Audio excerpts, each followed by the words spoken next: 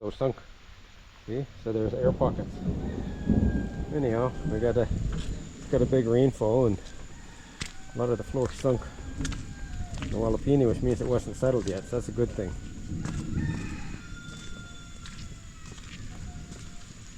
But some of the walls started to come down a bit. And this is so heavy, I guess it just collapsed, the shade cloth.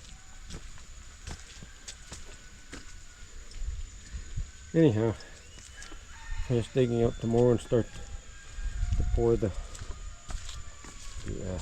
base for the wall. Huh? Or the guys took it off, the sheet? The wind and the rain did that.